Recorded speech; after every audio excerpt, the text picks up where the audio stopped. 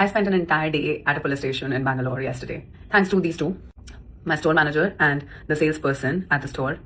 After I could gather enough proof on both of them and I understood a huge discrepancy in my stock. So 2 days ago, I decided to show up unannounced at the store. I knew this was happening way long. I also sent in a message to you, but there was no response. What's Bangalore got to do with it? Like, this shit doesn't happen in other parts of the country. This lady is bad toxic, intimidating her workers for about whom she fucked on her office table and treating people like animals. I can't stand her. Scam the scammer got real. I know people who paid and bought from Niche Hair. The products are definitely shady, but still, what happened to her is said. मालकिन का माल ही चोरी हो गया. Is this proof that karma is real?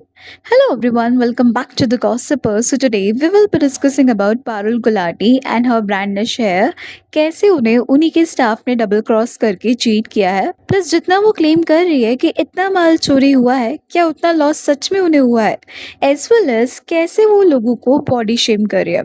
अभी recently ना Parul Gulati who is an actress and an influencer, उन्होंने अपने brand निश हेयर में हुए स्कैम के बारे में बताया. इंस्टाग्राम पर एक रोता हुआ एक्सट्रीमली इमोशनल वीडियो पोस्ट किया गया Bangalore you did me dirty के कैप्शन के साथ, इन विच शी स्टेटेड कि उनके बेंगलुरु निशर स्टोर के 2 ट्रस्टेड एम्प्लॉय, स्टोर मैनेजर और सेल्स एग्जीक्यूटिव ने उन्हें लाखों का चूना लगा दिया.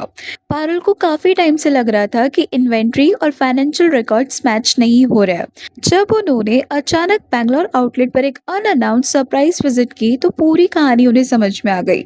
जो सेल्स एग्जीक्यूटिव थी जिसके पास सीसीटीवी का एक्सेस था, वो उनके आधे ही बीमार होने का बहाना बनाकर छुट्टी पर चली गई. पर जब उन्होंने स्टोर मैनेजर को पकड़ा और सवाल जवाब किए तो उसने सब उगल दिया कि कैसे जब भी कोई कस्टमर स्टोर पर 15 से 20 हजार तक के हेयर एक्सटेंशंस खरीदने आता तो वो एम्प्लॉयज कंपनी के ऑफिशियल अकाउंट की जगह कस्टमर्स से पैसा अपने पर्सनल बैंक अकाउंट्स में ट्रांसफर करवा लेते थे. लाइक बिलिंग की बात आती ना तो ये एम्प्लॉयज कंपनी के ऑफिशियल क्यूआर कोड की जगह कस्टमर्स से कहते, मैडम सर्वर डाउन है, आप इस पर्सनल नंबर पर गूगल पे या फिर फोन पे कर दीजिए.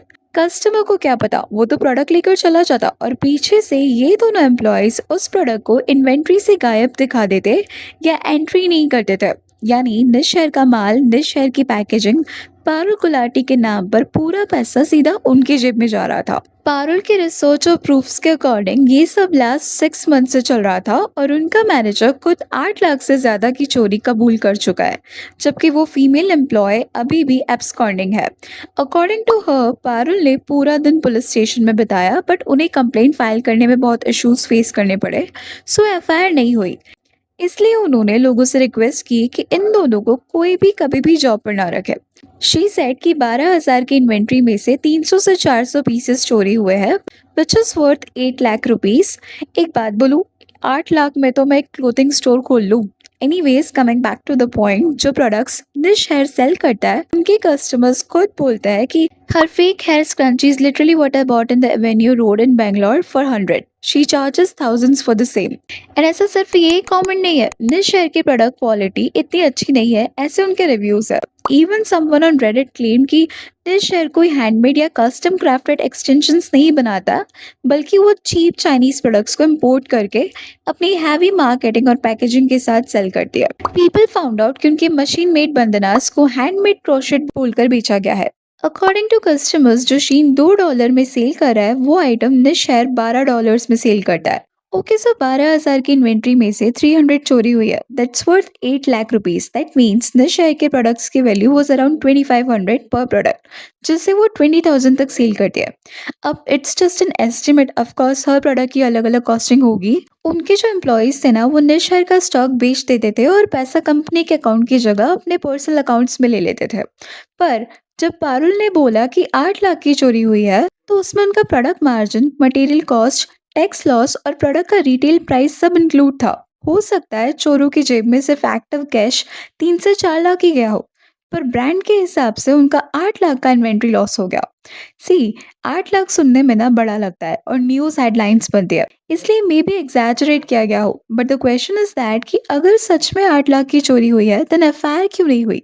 इंडियन जुडिशियल सिस्टम इतना वीक है क्या? या फिर it's just another way of her doing marketing and playing victim card, because past में भी वो ऐसा कर चुकी है. पारुल अपनी मार्केटिंग के लिए रील्स के नीचे कमेंट कर देती है कि उन्हें हेयर एक्सटेंशंस की जरूरत है। जब एक क्रिएटर ने नॉर्मल वीडियो डाली थी तो पारुल ने वहां कमेंट किया हेयर एक्सटेंशंस गिफ्ट करने के लिए, जबकि उस क्रिएटर ने कभी नहीं कहा था कि वो अपने नेचुरल हेयर से इनसिक्योर है। मतलब निश हेयर लोगों के दिमाग में जबरदस्ती इनसिक्योरिटी डाल रहा है ताकि उनका धंधा चले। सी आई एम नॉट सेइंग कि मार्केटिंग करना गलत है, बट ऐसे आप किसी बॉल्ड मैन के रील पे जाके थोड़ी ना लिखोगे कि मैं एक विग गिफ्ट करता हूँ। I mean this is very disrespecting. Marketing करना सही है, पर मैनिपुलेशन और बॉडी शेमिंग की बॉर्डर लाइन पर जाकर बेचना is just pathetic. And in case if you think कि उन्होंने अफेयर नहीं की होगी क्योंकि वो अपने एम्प्लॉयज का भला चाहती होगी, maybe she didn't want to, she is very kind and all, so ऐसा नहीं है। एस पारुल ने अपने एक इंटरव्यू में कहा था कि उन्होंने पहले अपने एम्प्लॉयज को कम पे किया और सोचा कि वो उन्हें एक्स्ट्रा फेवर्स देकर कंपेंसेट कर देगी,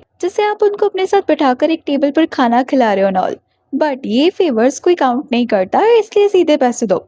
मतलब अपने एम्प्लॉयज को अपने साथ एक टेबल पर बैठाकर खाना खिलाने को आप कोई फेवर या पर्क समझते हो। This statement clearly speaks volumes about her mindset. Even एक एक्स एम्प्लॉय की रील भी वायरल हुई थी जिसमें उन्होंने कहा कि निश हेयर का वर्क प्लेस स्टैंडर्ड तब तक ठीक होता है जब तक मालकिन ऑफिस में नहीं आते। उनके आते ही पूरा एनवायरनमेंट टॉक्सिक हो जाता है। कई कस्टमर्स जो उनके दिल्ली आउटलेट या गोवा हॉस्टल गए हैं, उनका कहना है कि अगर आप बहुत रिच नहीं दिखते हैं या उन्हें हाइप अप नहीं करता तो उनका इंटरेस्ट आपसे तुरंत ड्रॉप हो जाता है। And it's really giving pure high school mean girl energy. अभी ये सब कुछ जो हुआ ना वो नहीं होता अगर पारुल अपने कस्टमर्स की सुनती। Because one of the user commented and said कि उन्हें पता था कि ऐसा कुछ है क्योंकि उनके साथ ये हुआ था। उन्होंने मैसेजेस किए बट पारुल एंड उनकी टीम ने कोई रिस्पॉन्स नहीं किया as usual, because Parul Gulati thinks कि उनके कस्टमर्स कस्टमर्स नहीं है, दे आर जस्ट हेटर्स। वो फालतू में कंप्लेन करते हैं, इसीलिए कस्टमर्स के साथ वो और उनके पीआर टीम बहुत पैथेटिक बिहेव करती है।